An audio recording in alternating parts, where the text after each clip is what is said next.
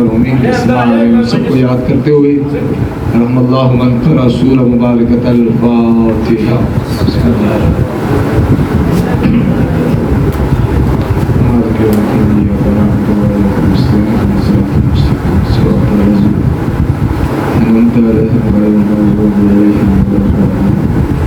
بسم اللہ الرحمن الرحیم. قل اللہ احد اللہ الصمد. بسم اللہ الرحمن الرحیم.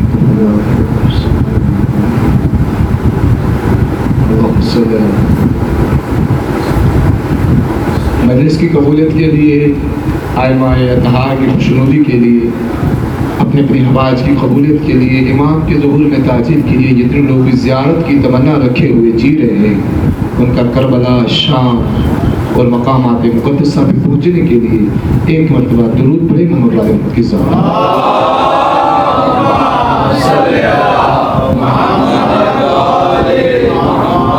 اعوذ باللہ من الشیطان اللعین الرجیم. بسم اللہ الرحمن الرحیم. الحمد للہ رب العالمین والعاقبۃ للمتقین. الصلاة والسلام على اشرف الانبیاء والمرسلین سیدنا و مولانا ابی القاسم محمد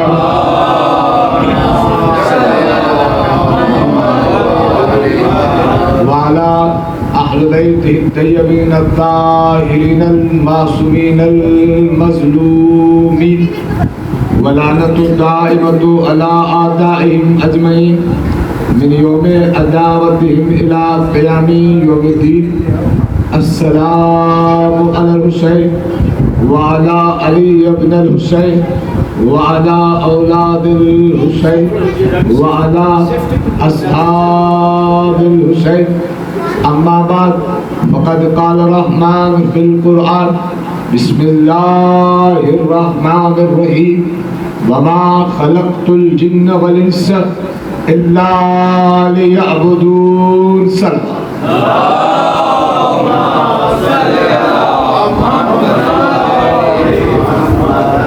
تمام حمد و ثنا اس خالق لم یزل کے لیے جس میں سانسوں میں بقا بھی رکھی، ذکر حسین بھی نصیب کی. آج کی یہ جو مجلس عذاب، یاد رکھیں کوئی بھی مجلس، کوئی بھی ذکر سید الشہداء مختصر نہیں ہوتا اگر قبول ہو جائے تو. یاد اس بات کو دیں. کوئی بھی پڑھنے والا، کوئی بھی اس کا اہتمام کرنے والا ہو، نہیں معلوم کس کے فرش پر وہ آتی ہے جس کے آنے سے کائنات کی رونقیں اس گھر میں آ جاتی ہے.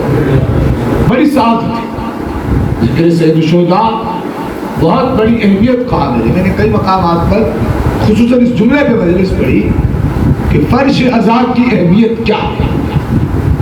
آج خصوصاً ذکر ہے اس امام کا جس نے ہمیں مجلس کرنا سکھایا، اور فقط مجلس کرنا نہیں سکھایا بلکہ طریقہ بتایا ہے کہ تم اپنے غریب خانے کو امیر خانہ کیسے بناؤ. تم فرش بچھاؤ، تمہارے گھر وہ آ جائیں گے جو کسی بادشاہ کے دروازے پہ بھی نہیں جاتے. بڑی سعادت. میرا دل ہے، وقت گزر گیا ہے لیکن میں اپنے وقت میں ہی گفتگو کروں گا. آج امام کے اصحاب پر گفتگو کریں. درود پڑھیں محمد علیہ محمد کے ساتھ.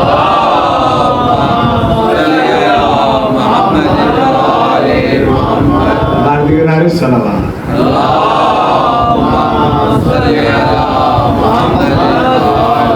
ہمارے معروف و مقبول قبلہ ون صاحب کہتے تھے خدا کے درجات کو بلند فرمائے اور کروٹ کروٹ جنت نصیب فرمائے کہ انتظامات کو پہلے کر دیا کریں تاکہ یہ لمحات بھی ذکر میں گزرے. درود پڑھیں محمد علیہ محمد کے ساتھ.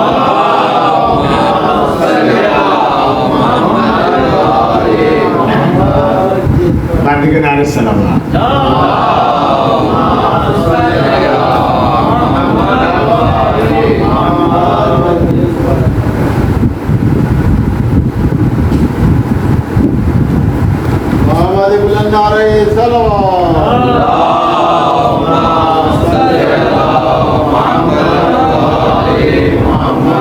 کیونکہ گفتگو امام کے حوالے سے آپ نے عموماً دیکھا ہوگا خطبہ، ذاکرین، واعظین، علماء امام کی عبادت پہ گفتگو کرتے ہیں، امام کے سجدوں پہ گفتگو کرتے ہیں، امام کے خطبوں پہ گفتگو کرتے ہیں۔ امام علیہ السلام کی اپنی توجہات میری طرف رہے، آپ جتنے بیٹھے بہت ہیں، کیونکہ آپ بھی سن رہے ہیں اور عرش سے آئے ہوئے فرشتے بھی سن رہے ہیں۔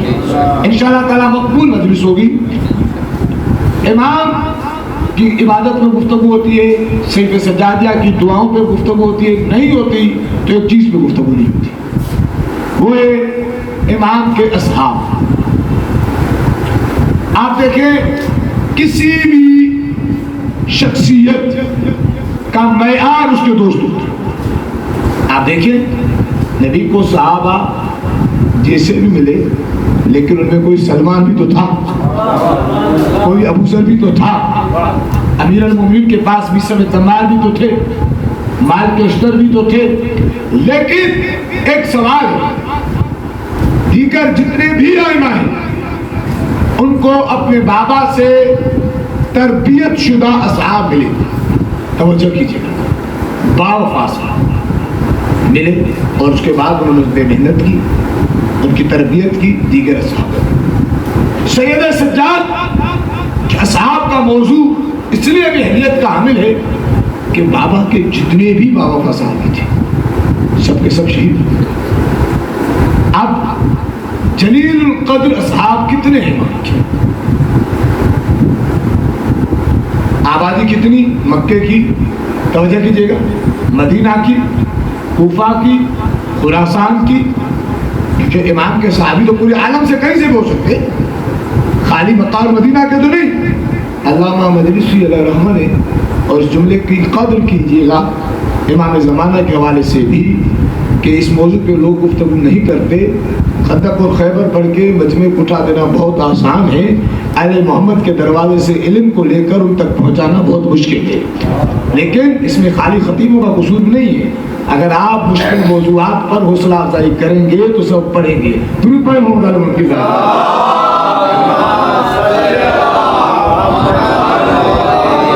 امام زمانہ کے حوالے سے ایک سوال اٹھایا جاتا ہے کہ آپ کہتے ہیں 313 پورے ہوں گے تو ظہور ہوگا، 313 تو بہت مختصر عدد ہے، کب کی پوری ہو جانی چاہیے؟ تو میرا آپ سے سوال ہے کہ امام کے حضور میں معرفت حاصل کرنا آسان ہے یا غیبت میں؟ حضور میں، چوتھے امام کا حضور ہے، وجود موجود ہے، کرامات دکھا رہے ہیں، کتنی کرامات دکھا رہے ہیں امام نے؟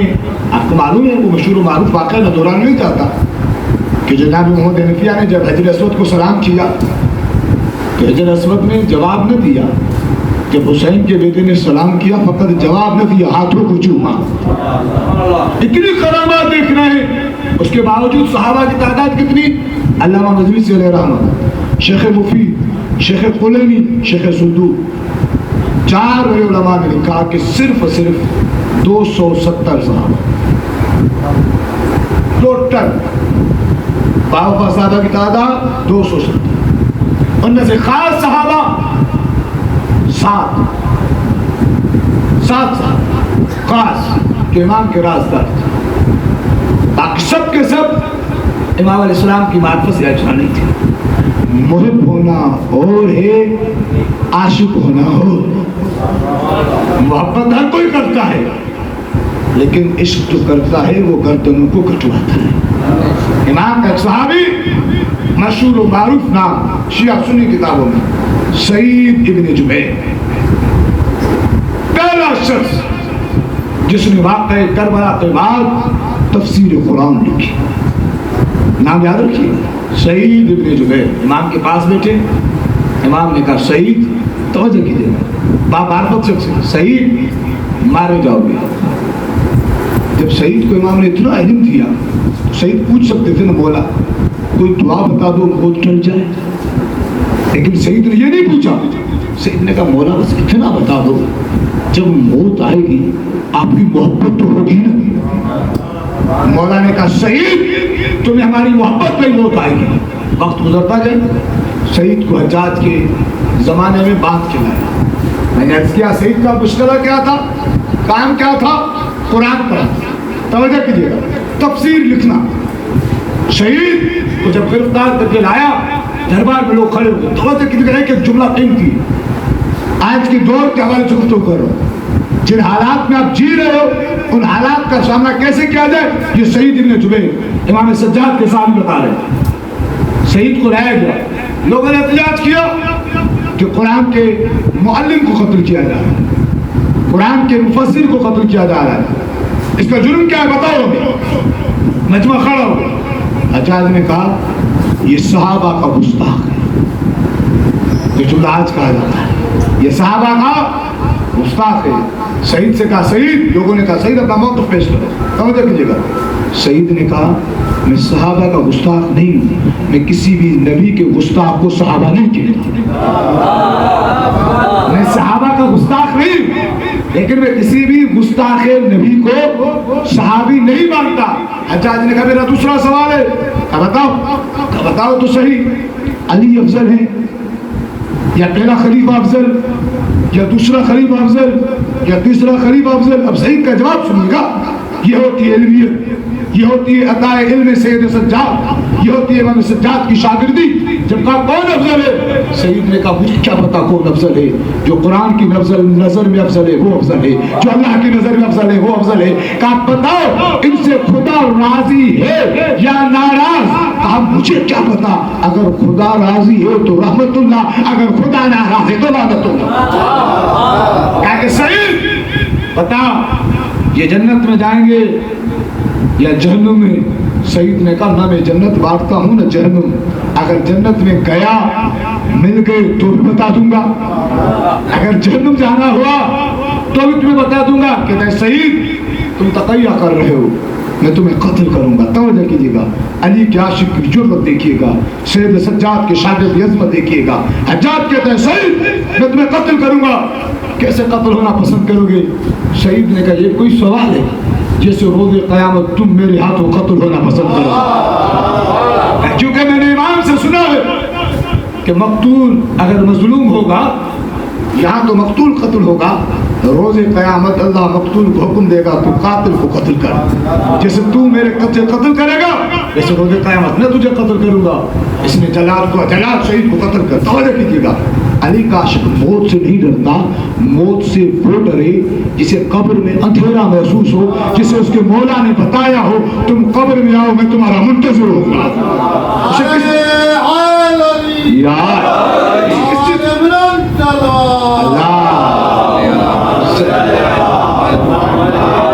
اسے کس چیز کا خوف, اسے کس چیز کا ڈر؟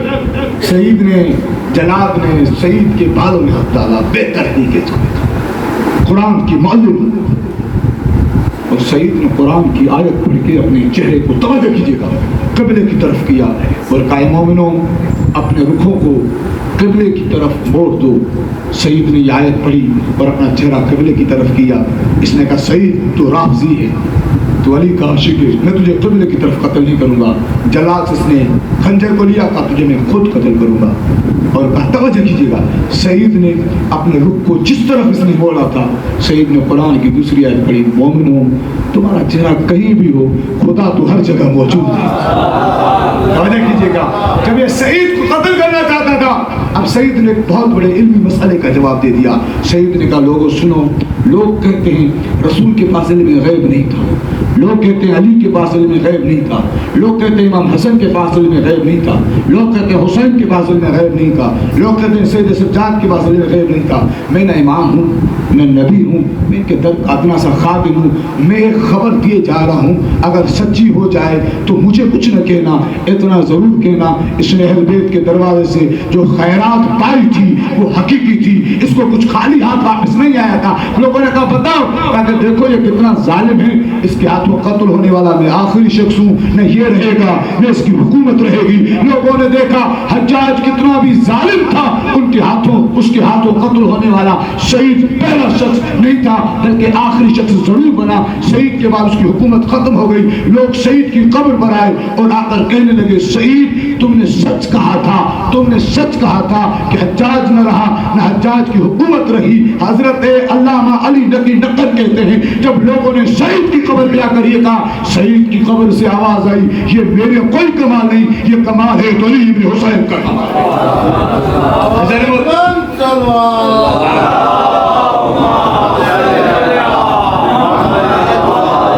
یہ عاشق تھے امام کے خاص صحابی۔ دوسری ایک خاتون، ایسی خاتون جس کا نہیں معلوم منبر پہ ذکر کیوں نہیں ہوتا، ہونا چاہیے، جناب حبابۃ الولابیہ، جسے ام غانم بھی کہا گیا۔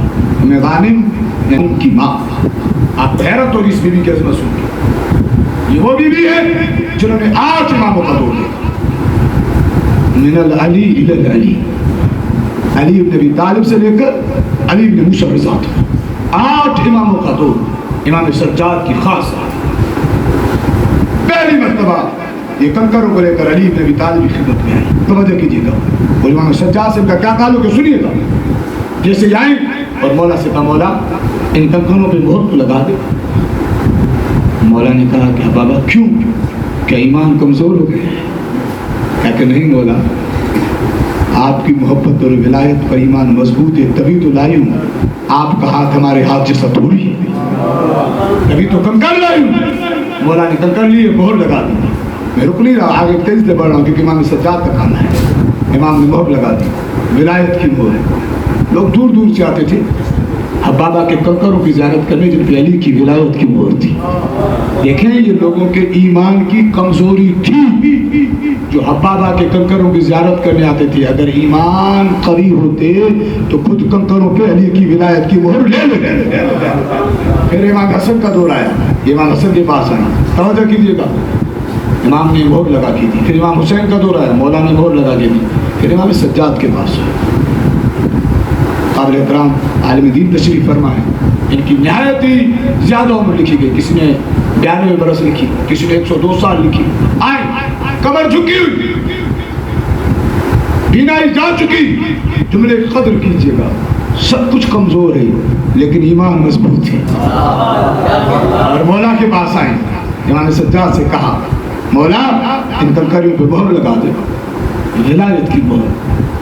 مولا نے کہا حبابہ بڑی محبت کے ساتھ آئی ہو، زمانے گزرنے کے ساتھ تمہاری محبت میں کمی نہیں آئی؟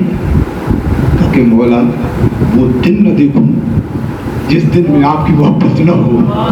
مولا نے کہا بابا قریب آؤ، بابا قریب آئے۔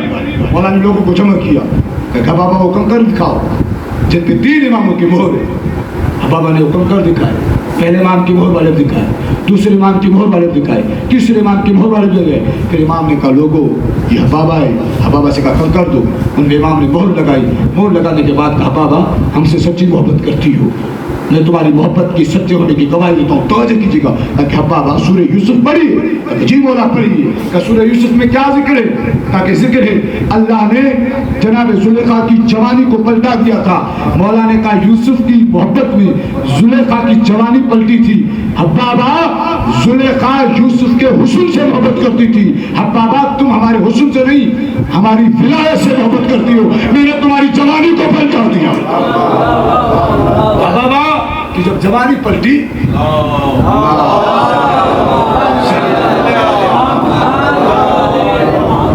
اب حبابہ فقط زندہ نہ رہی بلکہ اب ولایت کی منہ بولتی گواہ بنتی۔ ایک ایک شخص کے پاس جا کے کہتی تھی دیکھو حسین کے بیٹے نے میری جوانی پر، اور یہ ان کی کنکر ہے، مہر۔ 5 امام کے پاس ہے انہوں نے مہر لگائی، 6 امام کے پاس ہے انہوں نے مہر لگائی، 7 امام کے پاس ہے انہوں نے مہر لگائی، 7 اماموں کی مہر لے کر 8 امام کی پاس۔ پھر وہی ضعیف، دوبارہ بینائی جا چکی، بال سفید ہو چکے، کمر جھک گئی۔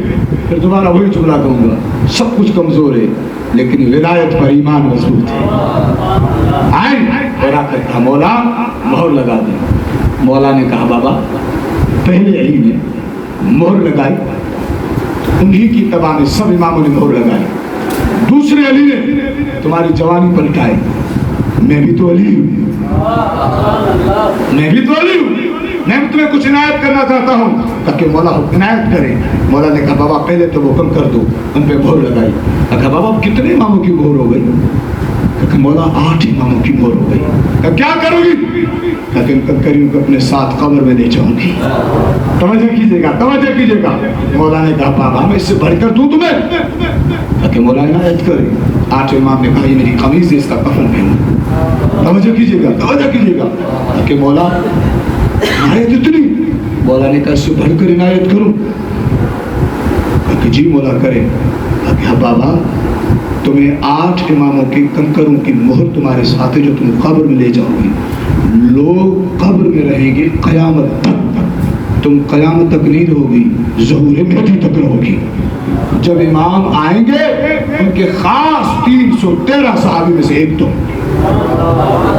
یہ ہے ولایت، یہ تھے امام زمانہ باوقت بلند صلوات اللہم صلی علی محمد، یہ تھے خاص عاشقان امام سجاد۔ اس طریقے سے امام کے ایک اور صحابی تھے ابو حمزہ سمالی، جن کی پوری دعا سے ابو حمزہ سمالی، ابو حمزہ سمالی دعا جیسے دعا کمیل۔ آپ کو معلوم ہے آئمہ کے سینوں میں دعاؤں کے کئی راز تھے، کوئی رازدار ملتا نہیں تھا۔ علی کو رازدار ملا، علی نے دعا کمیل دے دی۔ امام سجاد کو رازدار ملا، امام نے ابو حمزہ سمالی کو دعا دے دی۔ چھٹے امام سے کسی نے پوچھا جملے کی قدر کیجیے گا، چھٹے امام سے کسی نے پوچھا مولا کیا مقام ہے ابو حمزہ سمالی کا؟ امام نے فرمایا جو مقام ابو ذر کا رسول کے دور میں تھا وہ مقام ابو حمزہ سمالی کا سید سجاد کا۔ یہ تھے ابو حمزہ سمالی۔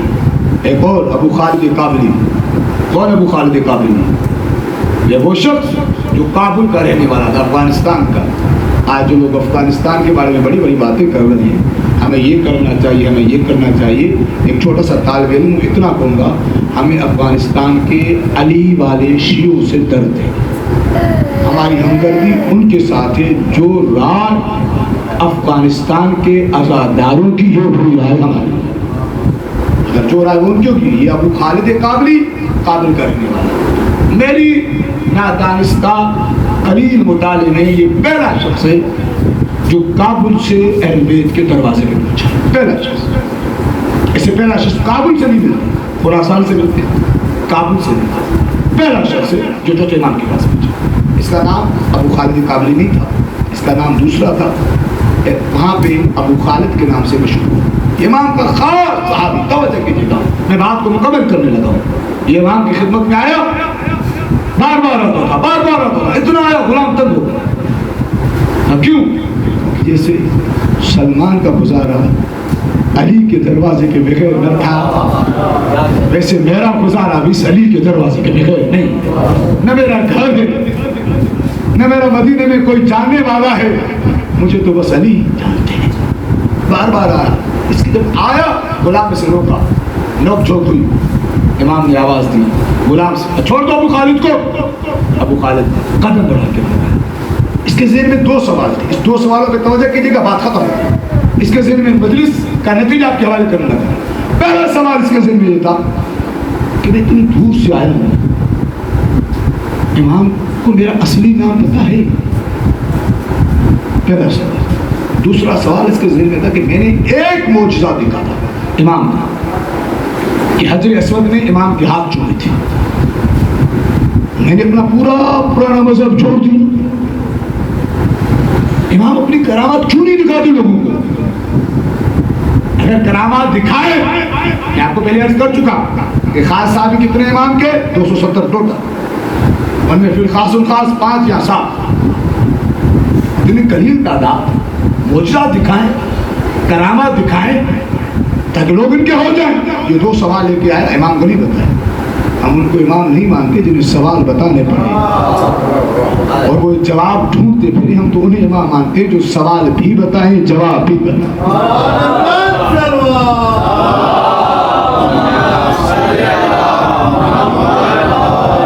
جیسے ہی اس سوال لے کے پہنچا امام نے دسترخوان بچھوایا. ابو خالد کچھ کھایا ہے؟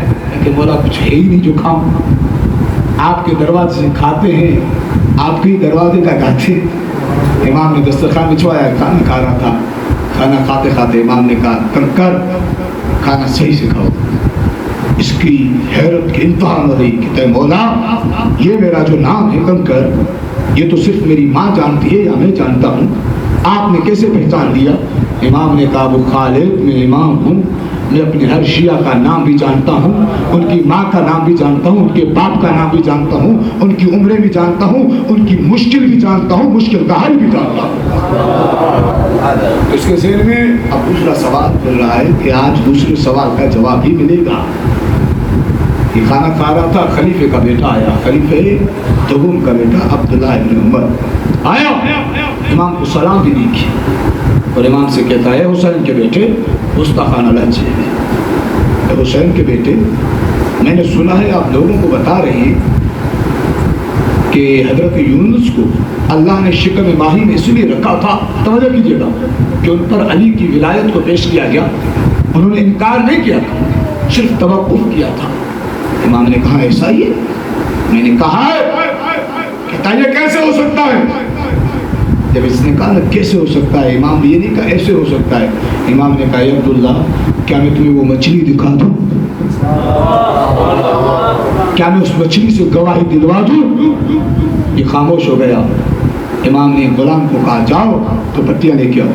ایک پٹی ابو خالد کی آنکھوں پہ باندھو, ایک پٹی خلیفے کے بیٹے کی آنکھوں پہ باندھو. ابو خالد کے بیٹے دونوں کی آنکھوں پہ پٹیاں باندھی. امام نے کچھ جواب کے الفاظ کہے. ہمیں اپنے آپ کو پانی کے پاس پایا, نہیں معلوم وہ سمندر تھا, دریا تھا. اس کی آواز سے جسم لرزنے لگا. امام نے کہا پٹیاں کھولو. ہم نے پٹیاں کھولی. کیا دیکھا؟ سمندر ہے یا دریا ہے جو بھی ہے, پانی سے مچھلیاں نکلتی ہیں. کوئی امام کو حجت کہہ کے سلام کرتی ہے, کوئی امام کو امام کہہ کے سلام کرتی ہے, کوئی علی کہہ کے سلام کرتی ہے, کوئی حسین کا بیٹا کہہ کے سلام کرتی ہے. کہا کہ میرا تو جسم لرزنے لگا کہ میں نے سوچا تھا کہ امام اپنے فضائل لوگوں کو دکھاتے کیوں نہیں. میں نے کہا آج تو عبداللہ ابن فضائل دیکھ رہا ہے, یہ تو مجھ سے بڑا شیعہ ہو جائے گا, یہ تو مجھ سے بڑا عاشق ہو جائے گا. امام نے کہا عبداللہ کیا دیکھنا چاہتے ہو؟ کہا کہ وہ مچھلی دکھائے. امام نے دعا پڑھی, کہا کہ بڑی مچھلی آئی. جس نے امام کو کہا حجت خدا, حجت خدا مجھے کیوں بلایا ہے؟ امام نے کہا بتا تم کون ہو, اپنا تعارف کراؤ. اس مچھلی نے کہا مولا آپ جانتے ہیں لیکن آپ حکم کر رہے ہیں اس لیے تعارف کروا رہی ہوں. میں وہ مچھلی ہوں جس نے اللہ کے حکم سے جناب یونس کو, توجہ کیجیے گا, شکم ماہی نے اپنے شکم میں رکھا تھا, پھر ان کا حکم ہوا تھا, میں نے باہر نکال دیا تھا. امام نے پوچھا وجہ کیا تھی؟ کہا کہ مولا وجہ یہی تھی کہ آپ کے دادا کی ولایت کو جناب یونس پہ پیش کیا گیا تھا, انہوں نے انکار نہیں کیا تھا, فقط توقف کیا تھا, اس کی وجہ سے انہیں رکھا گیا تھا. امام نے جب یہ جملے سنوا دیے, ابو خالد کہتا ہے میں تو امام کے قدم چومتا تھا, امام کے ہاتھ چومتا تھا اور اپنے شیعہ ہونے پہ فخر کرتا تھا. میں نے عبداللہ ابن عمر کے چہرے کو دیکھا, کوئی چیز جاتی تھی, کوئی چیز آتی تھی. اور امام سے کہتا ہے مولا واپس جلدی اس جگہ پہ پہنچائے. امام نے آنکھوں پہ پٹیوں کو بڑھاؤ, کہ نے آنکھوں پہ پٹیوں کو بڑھایا. امام نے دعا کی, واپس ہم اس جگہ پہ پہنچے. جیسے اس جگہ پہ پہنچے امام نے کچھ بھی نہیں کیا, کچھ بھی نہیں کہا. امام دوبارہ کھانے کو تناول کرنے لگے. میں نے کہا مولا میرے دو ہی سوال تھے, ایک میرا اصلی نام, دوسرا آپ لوگوں پہ کرامت کو ظاہر کیوں نہیں کرتے؟ آپ نے دونوں پورے کر دیے. لیکن مولا توجہ کی جگہ میں اس کو ختم کرنے لگا ہوں. کہا کہ مولا یہ تو آج آپ کا پکا شیعہ ہو گیا ہوگا, یہ تو آج آپ کا پورا ملک ہو گیا ہوگا, آپ اس کو اتنی بڑی کرامات دکھا دی. مولا نے کہا جاؤ ابو خالد جا کے پوچھو عبداللہ سے. کہا کہ میں دوڑا, میں نے جا کے عبداللہ کو پکڑا. میں نے کہا عبداللہ آج تم نے دیکھا حسین کے بیٹے نے کمال کر دیا, مچھلیوں نے سلام کیا, ایک لمحے میں کہاں پہنچایا, دوسرے لمحے میں کہاں پہنچایا, امام نے کیا کمال کیا. بتا اب تو ان کو امام مانتا ہے, اب تو انہیں حجت خدا مانتا ہے, اب تو انہیں کیا مانتا ہے, نائب رسول مانتا ہے. کہ جب میں اتنے فضائل پڑھتا رہا, عبداللہ ابن عمر ہنسا اور ہنس کے کہتا ہے تجھے کیا پتا بنو ہاشم والے کتنے بڑے جادوگر ہوتے ہیں. کہا کہ مجھے حیرت ہوئی, میں امام کے پاس پلٹا, رونے لگا. میں نے کہا مولا, اس نے کہا کبھی بھی امام نہیں مانا. مولا مسکرائے کہتے ابو خالد ہمیں ماننے کے لیے طاہر الولاد ہونا ضروری ہے. ابو خالد اپنی ماں کو دعا کیا کرو کہ جس کی وجہ سے آج تمہارے دل میں ہماری ولایت موجود ہے۔ یہ ولایت امام سجاد نے اس سخت دور میں لوگوں کو بانٹی۔ کئی لوگ آتے تھے، امام کیا سناتے تھے؟ فقط کربلا سناتے تھے۔ کبھی منہال کو کہتے تھے، منہال نے کیا پوچھا تھا مولا سے؟ منہال بھی تو صحابی تھا، ہمارا موضوع یہی ہے، اسی پہ بات کو ختم کروں گا۔ کیا پوچھا تھا منہال نے؟ مولا سب سے زیادہ مصیبت کہاں پر دیکھی؟ میں آپ کا انتظار نہیں کروا رہا، امام نے کیا فرمایا تھا؟ الشام الشام الشام، 3 مرتبہ شام کہا مولا نے۔ ایک دوسرا صحابی ہے جس کا نام ہے نعمان ابن منظر مدائنی، مدائن کا رہنے والا تھا، جناب سلمان کا روزہ ہے۔ امام کے ہاتھوں کو چوم کے کہتا ہے مولا میں بڑی دور سے آیا ہوں، مولا مجھے بتاؤ تو صحیح شام میں ہوا کیا تھا؟ مولا نے کہا نعمان سن سکتا ہے؟ کہا کہ جی مولا۔ کہا کہ شام کا مطلب سناؤ؟ کہا کہ جی مولا۔ کہا کہ طلوع آفتاب سے لے کر غروب آفتاب تک یہ لوگ ہمیں چلواتے تھے، اور چلوانے کے بعد ہمیں جب چلتے تھے دائیں جانب تلوار بردار ہوتے تھے، بائیں جانب نیزے بردار ہوتے تھے۔ نعمان رو کے کہتا ہے مولا کیوں ہوتے تھے؟ امام نے کہا جس کا دل چاہتا تھا وہ تلوار مارتا، جزاک اللہ جزاک اللہ، جس کا دل چاہتا تھا وہ نیزے کی ہنی مارتا تھا۔ امام کا جملہ سنیں گے، امام نے کہا نعمان بیبیوں کے لباس جو سفید ہوتے تھے وہ شام تک سرخ ہو جاتے۔ رونے والوں دوسری مصیبت، امام کہتے نعمان جب ہم چل رہے ہوتے تھے نا، ہمارے دائیں طرف اور بائیں طرف تلوار والے ہوتے تھے، ہمارے آگے آگے کوئی ڈھول بجاتا تھا، کوئی باجا بجاتا تھا، اور اعلان کرتے کہتے تھے انہیں مارو یہ باغی۔ امام کہتے نعمان وہ گھروں کی چھتوں پر موجود تھے۔ کہا کہ مولا کیوں؟ آپ کا استقبال کرنے کے لیے، آپ کا پھول برسانے کے لیے۔ امام نے کہا نہیں نعمان، کوئی پتھر مارتا تھا، کوئی ہاتھ پھینکتا تھا۔ رونے والوں میں نے کہہ دیا، آپ نے سن لیا، ذرا سوچیں جن کے ہاتھ بسے گرد۔ جزاک اللہ جزاک اللہ، اللہ آپ کو کسی غم نہ رہے سوائے غم آل محمد کے۔ امام کہتے نعمان ہمیں لے کر یہ چلے، میں سب کچھ بھول سکتا ہوں لیکن شام کا ایک چوک نہیں بھول سکتا۔ نعمان کہتے مولا اس چوک پہ کیا ہوا تھا؟ مولا کہتے نعمان اس چوک پر غلاموں کو کلیف بلایا جاتا تھا۔ امام کہتے نعمان اس چوک پر جب ہمیں لایا گیا ایک بدبخت نے میری جان سارا نعمان روتا جاتا ہے، سنتا جاتا ہے۔ امام نے کہا نعمان جب ہمارا قافلہ چل رہا تھا نا، قافلے میں فقط قیدی نہ تھے بلکہ قافلے میں سر بھی تھے۔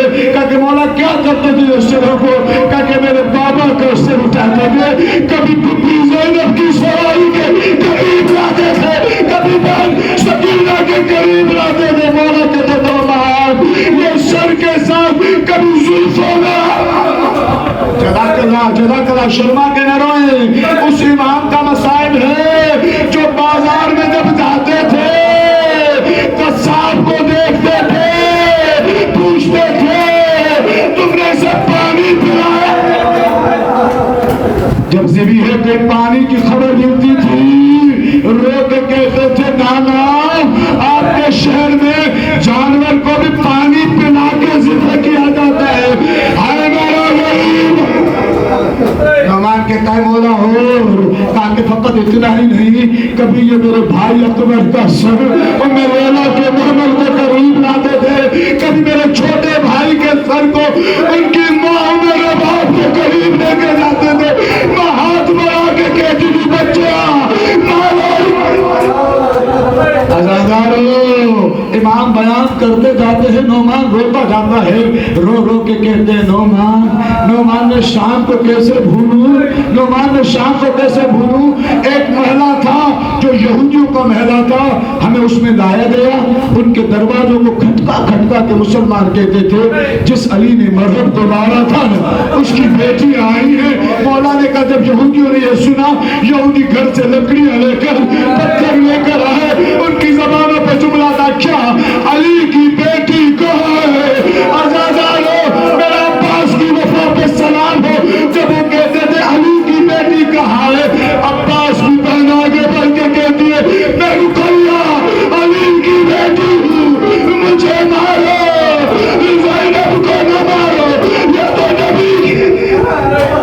رونے والے امام کہتے ہیں نعمان میں نہیں بھول سکتا شام کو، کیونکہ شام میں جو زندان ملا تھا نا اس پہ چھت نہیں تھی۔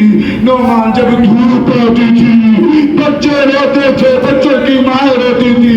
نعمان میں کیسے بھولوں میری ایک 4 سالہ بہن تھی جسے میں شام میں دفنا کے آیا ہوں۔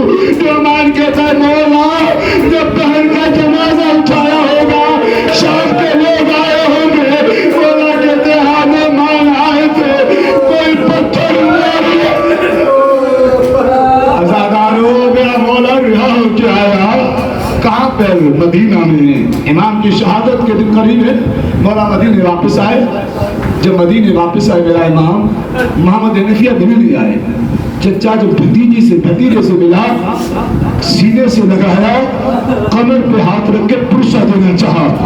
غریب نے تڑپ کے کہا چچا ہاتھ ہٹاؤ میری پشت زخمی، چچا ہاتھ ہٹاؤ میری پشت زخمی ہے۔ جیسے کہا میری پشت زخمی ہے، چچا نے بھتیجے کا سینہ دبایا، کہا کہ چچا ہاتھ ہٹاؤ میرے سینے پہ ابھی بھی 2 کا نشان۔ بھتیجے نے چچا سے باتیں کی، روتے رہے میرے مولا امام۔ ازادار و رہائی کی ایک روایت آپ کی زحمت تمام۔ جلال کہتا ہے میں سب کچھ بھول سکتا ہوں لیکن یہ منظر نہیں بھولتا جب لوہار کو بلایا تاکہ غریب کی ہتھکڑیوں کو کاٹے، غریب کی بیڑیوں کو کاٹے، تاکہ لوہار نے غریب کی ہتھکڑیوں کو کاٹا، غریب کے ہاتھ لیا ہوئے لوگ کہتے پھپھی اما میرے ہاتھ کھل گئے، کاش آج سکینہ ہوتی میرے کھلے ہوئے ہاتھ دیکھتی۔ پھر کہا کہ قیدی کی بیڑیاں کٹی، جب بیڑیاں کٹی لوگ کہتے پھپھی اما آج میں صحیح چل سکتا ہوں۔ کہ لیکن جب توپ کی باری آئی نا لوہار کبھی ہاتھ بڑھاتا تھا کبھی روک لیتا تھا، کبھی بڑھاتا تھا کبھی روک لیتا تھا۔ غریب نے کہا میرا توپ کیوں نہیں کاٹتے؟ کہ قیدی کیسے کاٹوں؟ میں پہلا قیدی دیکھ رہا ہوں جس کی سینے جس کی توپ کی سلاخیں گردن میں پہنتا ہے۔